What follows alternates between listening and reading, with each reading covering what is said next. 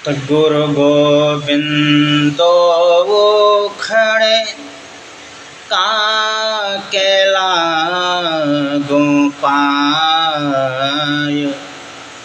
बलिहारी गुरु आपने गोविंदियो बता।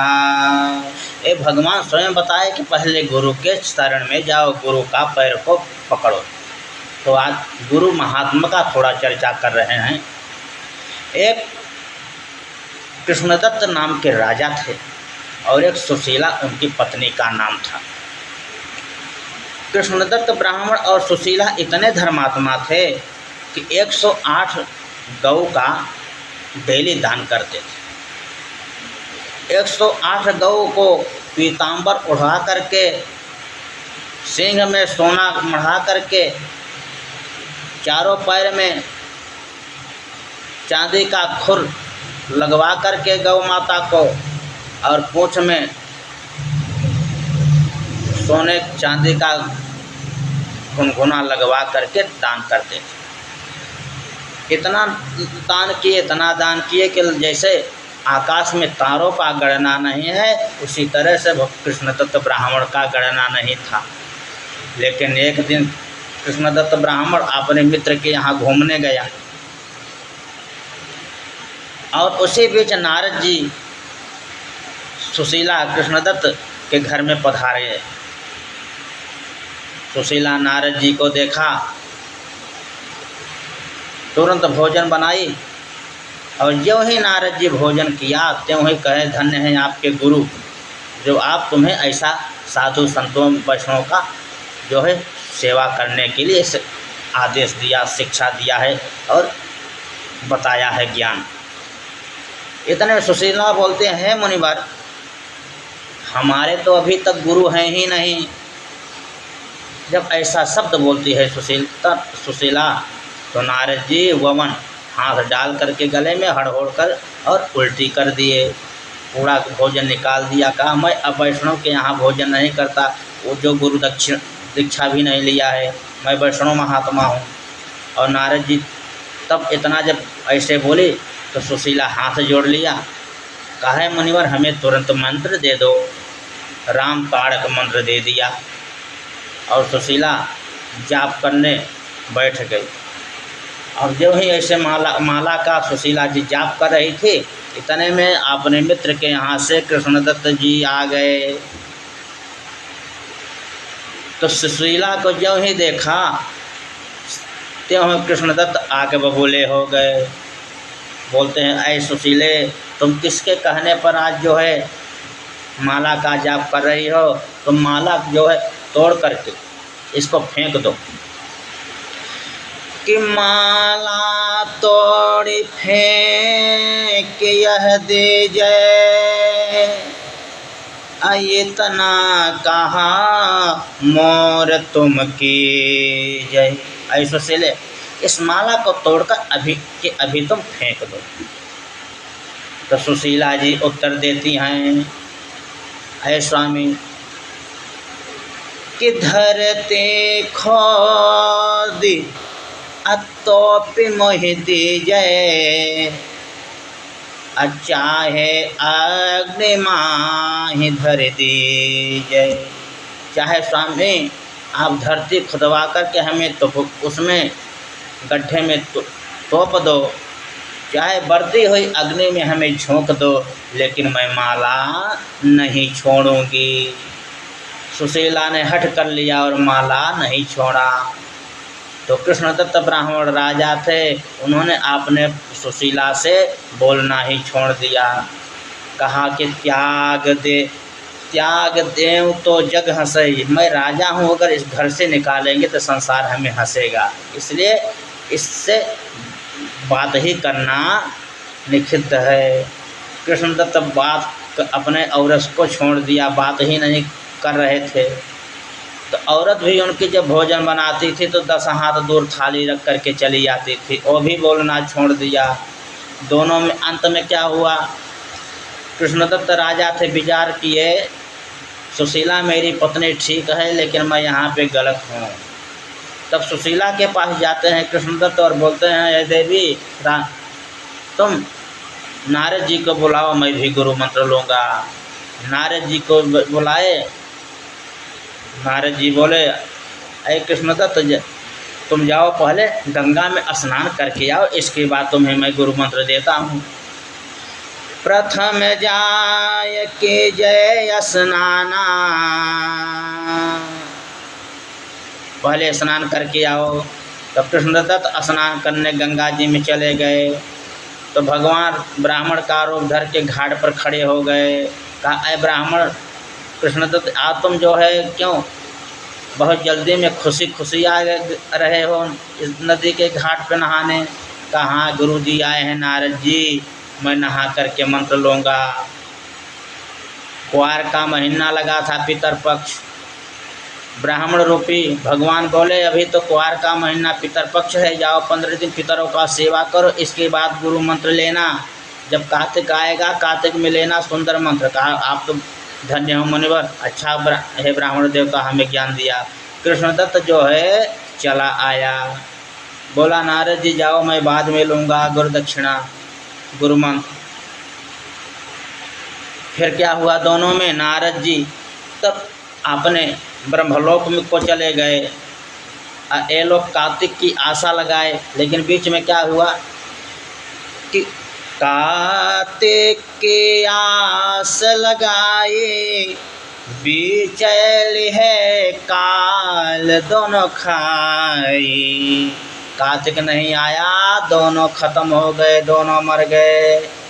यमराज के यहाँ पहुँचे तो यहाँ लेखा जोखा चित्रगुप्त कर रहे थे। तबे प्रगयो यम के दरबारा, पाप पुण्य का जहाँ विचारा। कृष्णदत्त यमलोक में गए और वहाँ यमराज बोले कि ये जो है बहुत दो पाप किया है, आपने औरत को डांटा है गुरु मंत्र में, और एक जो है यज्ञ किया, एक जो है शूद्र आया उसको भोजन नहीं दिया, इसलिए इसका यज्ञ बेकार है, इसलिए दो पाप इसने किया। तो यमराज ने उसे हाथी का तन दे दिया। और मृतलोक में कृष्णदत्त पुनः आया और हाथी बनकर जंगल में विचरने लगा। उसकी औरत देखी कि मोपति तो हाथी तनु पावा, हमारे पति देव हाथी का तन पाए हैं। उसी घर में राजा, एक चंद्रसेन राजा थे, शिकार खेलने गए, हाथी देखा घूम रहा है जंगल में, बोले, मैं राजा हूँ, हमारे दरवाजे पर हाथी रहेगा तो अच्छा लगेगा हमें। तो कृष्णदत्त आया, वो राजा चंद्रसेन गए, हाथी को अपने दरबार में जो है सभा में बंधवा दिया द्वार पर। अब वो जो है उनकी औरत देखी कि मोपति तो हाथी तनु पावा, हमारे पति हाथी का तन पाए हैं। तो उसे कृष्णदत्त उस यहाँ हाथी बनकर आया चंद्रसेन राजा के यहाँ, उसी चंद्रसेन यहाँ राजा के यहाँ उनकी बेटी पुत्री के रूप में जन्म लिया। जब पुत्री के रूप में जन्म लिया तो उनकी चंद्रसेन की लड़की शादी का काबिल हो गई। जब बड़ी तो हाथी दाना पानी छोड़ दिया। दोनों को शुद्ध था पूर्व जन्म में। वो लड़की जान रही थी ये हाथी ही मेरा पति है, और हाथी जान रहा था ये लड़की ही मेरी औरत है। तो जब राजा स्वयंवर रचा तो उस स्वयंवर में दूर दूर के राजा आए, कहा, जाओ बेटी गले में जयमाला डाल दो अच्छे सुंदर वर को। लेकिन जब ऐसा कहा तो हाथी दाना पानी खाना छोड़ दिया। तब लड़की प्रतिज्ञा किया कि पिताजी कहो तो मैं 1 मिनट में हाथी को खड़ा कर दूं। कहा, जाओ बेटी, अब बड़े बड़े डॉक्टर आए, वैद्य आए, तुम जाकर क्या करोगी? कहा, नहीं पिता, 1 मिनट में मैं जाकर उसको जिला जो है उठा करके बैठा दूंगी। अब लड़की आई, बोलती है, अरे स्वामी, आपने कार्तिक की आस लगाई और गुरु मंत्र नहीं लिया, वही अब भोगो इस 84 योनि में आकर के। जब मैं यह प्रतिज्ञा करती हूँ कि अब मैं तुम्हारे सिवाय किसी को वरमाला नहीं पहनाऊँगी, मैं आप तुम्हारे ही से ही शादी करूँगी। तो जब सखी सहेलियाँ देती हैं जयमाल, तो सुशीला उनकी पत्नी चंद्रसेन राजा की जाती है, हाथी के सूंड में जयमाला पहना देती है। और हाथी जो है सूंड से अपने गले में जयमाला पहन लेता है। सभी राजा हंसने लगते हैं कि बेटी को हाथी जो है वर मिला। तो ब्राह्मण बोले बेटी अभी छोटी है, जाओ इसको पुनः जो है समझा दो। बेटी जब गई अंदर तो माँ ने बहुत डांटा, लेकिन माँ के भी नहीं मानी। दोबारा आई, बेटी हाथी के जयमाला पहना दिया। तो कृष्ण तत्त म्यान से तलवार निकाला कि इस बेटी का सर भी मैं काट दूंगा। जो है सर काटने के लिए उठाया तलवार, तो ब्राह्मण देव पकड़ लिया। ऐ राजन, लड़की को मत मारो, 10 गौ मारे पाप हो तो एक द्विज संघारे। 10 द्विज बधे जो पाप हो तो एक ये स्त्री के मारे। 10 ये स्त्री बध पाप हो तो एक कन्या बध सोई। 10 कन्या बध पाप हो तो एक हरि भक्त सोई। इसलिए ऐ राजन, 10 गौ मार, यदि 10 गौ का वध करोगे, एक कन्या का वध करोगे, उसके बराबर होता है पाप। और 10 कन्या का वध करोगे, एक जो है लड़की का वध करोगे, उसके बराबर होता है। इसलिए और 10 कन्या का वध करोगे, एक भगवान के भक्त का वध करोगे, उसके बराबर होता है। इसलिए जाओ कोई हरिभक्त जो है खोज कर और लड़की का शादी कर दो। जब खोजने गए तो वर में क्या पाते हैं कि गोंग पंग अंधा कर काना, असेर बरी कोढ़ी जाना। कहीं जाते हैं गूंगा पंगा लंगड़ा वर मिलता है, कन्या के समान वर नहीं पाए। कहीं सिर ये भुआ रहा है, कहीं बर्री, कहीं टेढ़ा लंगड़ा लोंज मिल रहा है। तब कन्या का जन्म पत्रिका खुलवाए तो कन्या के जन्म पत्रिका में सीधा लिखा था जन्म कुंडली में कि हाथी राजा का दामादा, हाथी राजा का जामाता है।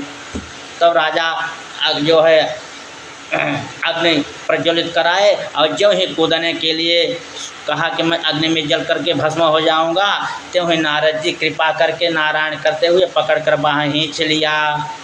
का हाथी मनुष्य हो सकता है, हाथी पूर्व जन्म में राम ताड़क मंत्र नहीं लिया है। नारद जी ने जल लिया और मंत्र फूंक करके और हाथी के राम ताड़क मंत्र जो है जल का छींटा लगा दिया, तो हाथी तड़ाक से गिर गया जमीन पे और उसके मुख से स्वयं 18 साल का चंद्रमा के समान चमकता हुआ एक सुंदर राजकुमार पैदा हो गया, निकल गया शरीर से।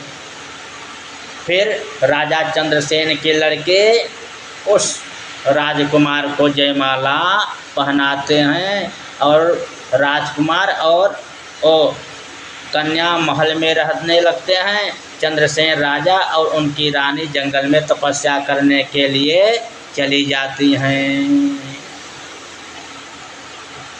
तो जिसको भगवान कष्ट देते हैं पहले, उसको भविष्य बाद में सुख भी देते हैं।